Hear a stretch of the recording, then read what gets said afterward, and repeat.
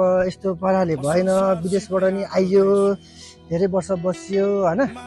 अब यस्तो यस्तो गाडी किन्न पाए, अब यो पर्सनल गाडी किनेर हिँड्न पाए, यतिको गाडी लिएर हिँड्न पाए किनेर कतिको रमाइलो हुन्थ्यो हैन। कति पर्छ यसलाई हैन। अब यसरी गाडी चाहिँ कसको होला यो गाडी?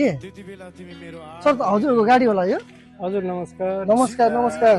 गाडी यसो अब तपाईँ 2026 मा आएर पनि 1 महिना छुट्टीको लागि गाडी किन्न खोज्दै हुनुहुन्छ भने हजुर अलिकति अपडेटेड हुनुभएको छैन। अहिले चितवनमा हामीले सेल्फ ड्राइभ विथ ड्राइभर गाडी चाहिँ रेन्टलमा दिइरहेका छौँ।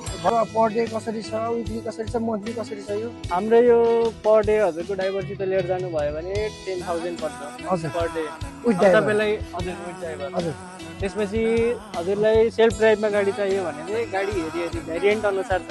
जस्तै अब सेडान ह्याचब्याक लानुहुन्छ भने पर डे 6,000बाट स्टार्टिङ छ। त्यसपछि एसयुभी लिएर जानुहुन्छ भने तपाईँको 7,000 7,500बाट स्टार्टिङ छ। त्यसपछि अब इभी होइन म तेल पनि हाल्दिनँ, गाडी यत्तिकै लिएर जान्छु, किन झन्झट गर्ने तेलको भन्नुहुन्छ भने हामीसँग इभी पनि छ। इभीको चाहिँ पर डे 8,000बाट स्टार्टिङ छ प्राइस। हजुर लानु पर्यो भने यो गाडी कसरी छ, यो गाडी कसरी छ, के छ यसको प्राइस? एउटै पर्ने जाने हो कि फरक फरक पर्छ? यस्तो छ, अब विथ ड्राइभर लिएर जानुभयो भने तपाईँको गाडी अनुसार 500,000 रुपिसको चाहिँ डिफ्रेन्स पर्न जान्छ। हजुर नत्र अलमोस्ट 10,000 नै पर्छ तपाईँलाई पर डे।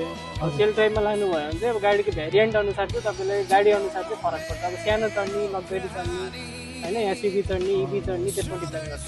अनि सेल्फ ड्राइभको लानेको लागि चाहिँ हामीले अब के कस्तो कागज डकुमेन्टेसन चाहिँ एकदम इजी नै छ। किनभने हाम्रो अब सेक्युरिटी डिपोजिट भनेर पैसा नै राख्नुपर्छ भन्ने चाहिँ छैन। हजुर हजुर सेक्युरिटी डिपोजिटको लागि चाहिँ हामीले एउटा ब्याङ्कको ब्ल्याङ्क चेक सिग्नेचर गरेर राखिन्छ। हजुर अनि गाडी लिएर जाने मान्छेको लाइसेन्स हुनु पर्यो। हजुर त्यसपछि अब विदेशबाट आउँदै हुनुहुन्छ भने चाहिँ पासपोर्ट राख्दा भयो। हजुर होइन मसित पासपोर्ट छैन भन्नुहुन्छ भने चाहिँ हजुरले नागरिक र एनआइडी एउटा आफ्नो आइडेन्टिटी खोल्ने जुन कागज दिएछ त्यो परिचय कागज दिइसकेपछि त मैले लान पाइयो गाडी। 1 महिनाको लागि लिनुभयो भने अब त्यो हामीले डकुमेन्ट लिन्छौँ। हजुर 1 महिनाको लागि तपाईँको आफैले किने जस्तो भयो कि त्यो गाडी के छ त हजुरको विचारमा? हामी त धेरै आउटडेटेड पो रहेछ नि त भाइ। गाडी किन्नु सोच्नु थियो अनि त्यत्रो पैसा खर्च गरेर किन गाडी किन्नु? हो उहाँले भने राम्रो राम्रो गाडी उहाँले सेल्फ ड्राइभमा दिइराख्नु भएको रहेछ होइन। हामी किन त्यत्रो पैसा गाडी किन्नु? यही गाडी लिएर जाने नि त। अब के सोच्छ अब यही गाडी? मेरो हिसाबले चाहिँ गाडी किन्नु भन्दा हामीले गाडी सेल्फ ड्राइभमा लाँदा फाइदा होला जस्तो लाग्यो। भोलि गाडी यही गाडी बुक गरेर किन कुन चाहिँ गाडी लाने होला बरु? गाडी चाहिँ अब राम्रो त अब सबै राम्रै छ होइन, कुन कस्टमा भेट्छ हामी के गर्ने गाडी त्यही सोचेर भोलिबाट एउटा गाडी भनेपछि अब गाडी किन्ने तर्फ धन्दा छोडम अब सेल्फ ड्राइभमा लगाउँ। केस कम्पनीको नाम छ हाम्रो दुईटा कम्पनी छ। एउटा चाहिँ infinity lines tours and travels private limited भनेर छ। त्यो चाहिँ विगत 4 वर्षदेखि चाहिँ हामीले सेवा दिँदै आएका छौँ। त्यसपछि अनि अहिले हालैमा फेरि हामीले नयाँ दर्ता गण्डकी प्रदेशबाट गरेका छौँ चितवन भेहिकल रेन्टल सर्भिस भनेर। दुईटैमा जुनमा कन्ट्याक्ट गर्दा पनि हुन्छ। भनेपछि यो दुईटा चिज रेन्टल भेहिकल र अब हाम्रो इन्फिनिटीबाट कोलाबोरेसन गरेर भोलिबाट एउटा गाडी अब किन्ने छोडामा हामी टक्क भोलिबाट एउटा सेल्फ ड्राइभमा गाडी लिइहालौँ। भोलि नै सेल्फ ड्राइभको लागि चाहिँ बुकिङ गर्नु पर्यो, गरिहाल्नु पर्यो।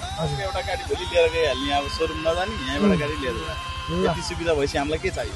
यति भएपछि 1 महिना छुट्टीमा पनि घुम्न नि पाइयो हामी, यसरी हिँड्न पाइ, गाडी किन्नु झन्झट पनि भएन, धेरै पैसा पनि खर्च भएन, थोरै बजेटमा राम्रो गाडी घुम्न पाउनको लागि होइन।